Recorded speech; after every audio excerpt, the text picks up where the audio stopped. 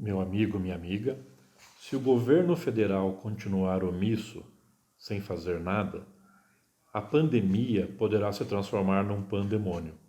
O que significa isso? Um grande caos ainda maior, porque as pessoas ficando no isolamento, perdendo seus empregos, ficando sem recursos financeiros, uma hora a fome bate na porta.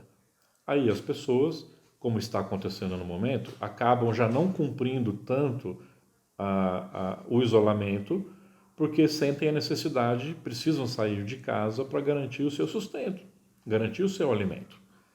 Entre morrer de fome e correr o risco de ficar doente, as pessoas estão partindo para começar a arriscar ficar fora de casa, voltando a ocupar ali os cruzamentos, o comércio, para poder garantir um pouco de renda e comprar alimento para conseguir se manter.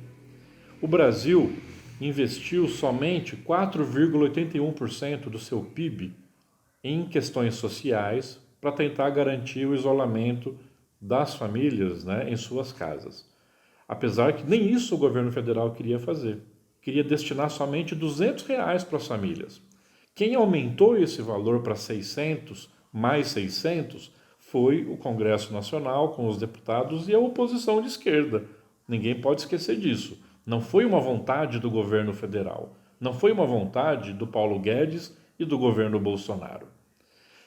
A Europa, ela começou a vencer ali a questão do coronavírus, porque o isolamento começou a funcionar. De que jeito?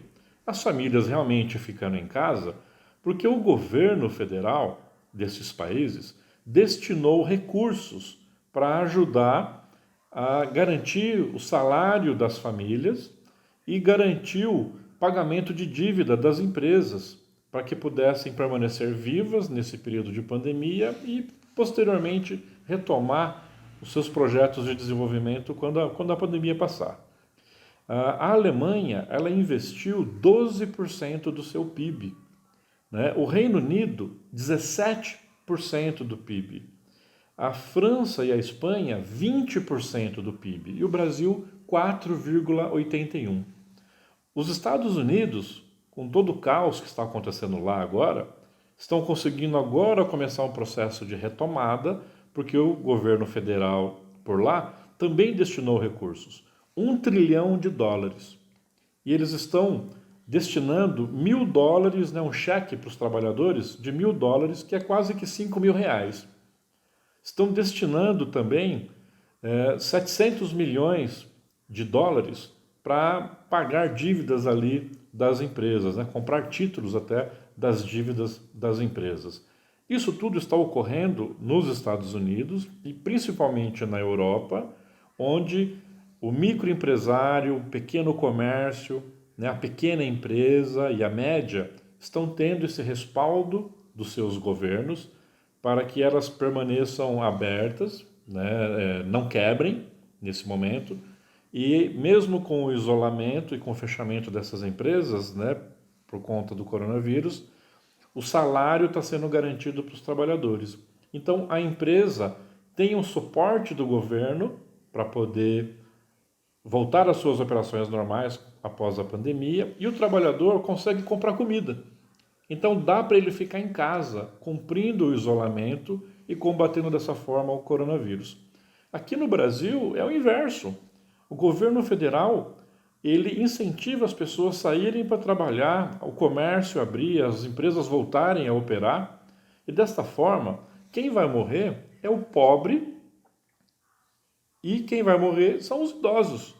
Então dá a impressão que o governo está, né, pouco se lixando para isso, né? A grande frase que nós ouvimos é: e daí que isso está acontecendo? É como que se fosse bom o pobre morrer, porque eu não vou ter mais que fazer projetos sociais. E é bom também que o idoso morra, porque vai ficar mais aliviado ali a pressão econômica dentro do INSS. Então é um governo despreocupado com a vida.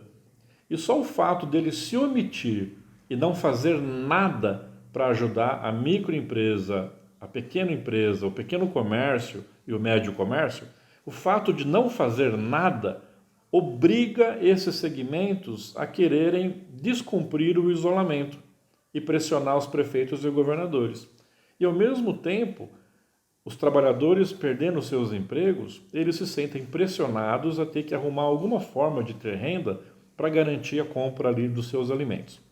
Então, a não ação do governo federal, a omissão do governo Bolsonaro, força uma situação onde a pandemia pode virar um grande pandemônio, que são as pessoas num grande caos, tendo que sair por causa da fome, sair para trabalhar, se expor ao risco do contágio do vírus, acontecer um contágio em massa, muito maior do que o que está ocorrendo no momento, e nós termos mortes em massa aumentadas também na sociedade aqui, no povo brasileiro.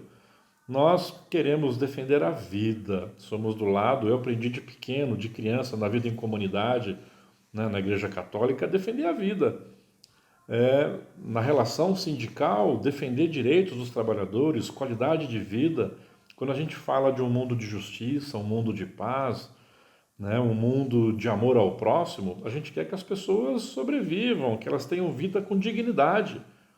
E você ter um governo federal que não faz nada de maneira incisiva para poder socorrer a sociedade como um todo, é semelhante a uma situação, né, de um pai que está vendo o filho doente, mas ele não quer fazer dívida para o tratamento do filho, para os próximos 2, 3, 4 ou 5 anos. É o pai que acha mais barato o velório do que se endividar para fazer o tratamento daquele filho. É essa a postura do governo Bolsonaro nesse momento, diante da sociedade, diante do povo brasileiro, diante de uma situação onde não respeita o conhecimento científico, a tal ponto que 2 ministros da saúde foram trocados em apenas um mês. Então, esse desgoverno já é um verdadeiro pandemônio dentro dele, porque não sabe o que faz, é um caos lá dentro. Que esse pandemônio não aconteça na nossa sociedade como um todo e que a gente possa controlar essa pandemia. No momento, é muita solidariedade. Precisamos ajudar uns aos outros para podermos sairmos vivos dessa pandemia. Um forte abraço a todos e para que a pandemia não vire um pandemônio, fora Bolsonaro.